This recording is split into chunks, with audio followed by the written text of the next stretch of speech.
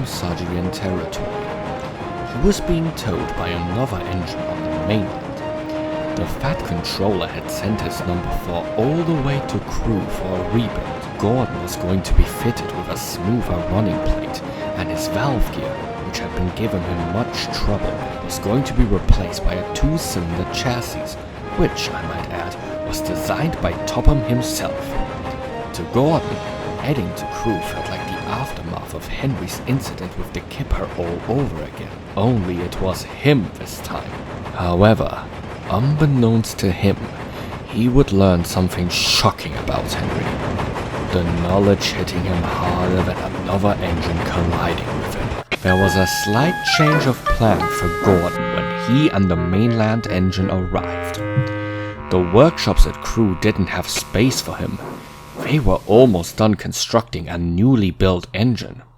But until then, Gordon would have to wait in the yard until the new engine was out of the works, and they could make space for him. The engine that brought Gordon to Crew dropped him off in a goods shed at the end of the yard and left him there. Oh well, Gordon sighed while waiting in the shed. At least this gives me a good chance to rest my wheels before I'm stuck in the works for God knows how long. But at least when I'm out of here, I'll be freshly rebuilt and a fine sight for all my passengers. I can't wait to see how desperate and happy my passengers are after Henry's fouls up with the Wild Nor'Wester by bouncing them around like peas in a frying pan. Now that I think about it, I'm not sure I trust him with my coaches. Is it really Henry who's covering your express? Said a voice. Gordon looked at the berth next to him and was quite surprised when he saw who was talking to him. It was another big engine like him, but with a familiar livery of green with a side of red stripes. But it and the engine's body as a whole was all rusted up. He also had a tender with the number 3, in an equally decrepit condition. Henry? Gordon asked, unable to say anything. Greetings, Gordon, said the engine, without acknowledging the latter's last statement. It's so good to see you again. I bet you weren't expecting to see me again. Nor was I expecting to see you. But alas, I finally have someone from the outside world to turn to, and you can now know the truth. What are you doing here back at Crew? You're supposed to be back on Sodor, and how are you in your old shape? My old shape? He asked, implying something. Unless you believe my fraud of a replacement, I've always been a failed prototype. What are you talking about? Gordon stuttered, still trying to gain answers and make sense of what was before him. Oh, you have no idea how shocked you'll be when you get the answer. But to put it simply, the Fat Controller is not the man he seems. You see, when I had my Kipper incident, I was sent here to Crew to be rebuilt.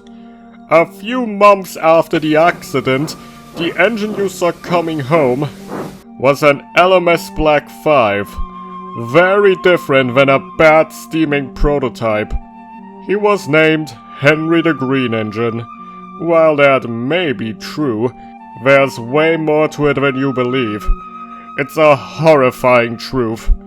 But the fact is that the failed prototype and Black 5 are not one and the same. Gordon stayed silent and looked up as he continued. During my repairs at Crew, the workmen did everything they could, but despite their best efforts, the time came where I was claimed to be beyond repair, and that I would be scrapped. I was tossed aside into the shed, waiting for the day where I would be cut up.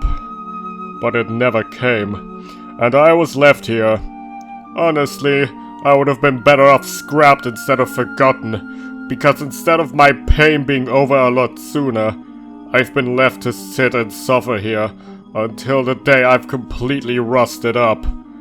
And if that isn't bad enough, I witnessed the Fat Controller's biggest crime and secret. It was due to my popularity back on the island. He decided to cover up the fact that I was destined for scrap. Both he and Sir William Stanya, the LMS engineer who agreed to his plan, then had the audacity to repaint one of the latter's black fives, or should I say green fives, as he was given my livery. After the workmen, Topham and Stanya told him about me, they then ordered him to keep my demise a secret.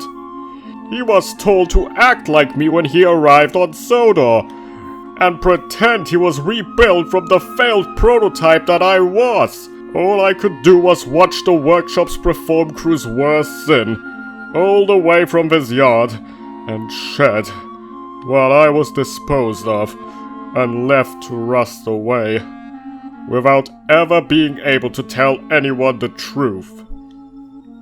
So you see, Gordon, I'm the engine you and everyone else used to call a failure. A slob, lazy, fat, and overall really useless. The only reason that fraud of a replacement, identity thief, and life stealer is so perfect, and free steaming without any flaws or the need of Welsh coal, is because he's not the real Henry!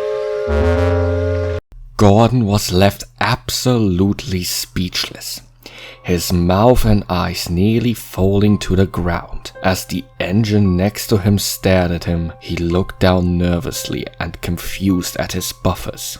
He didn't know what to believe or what to make of anything the engine had said.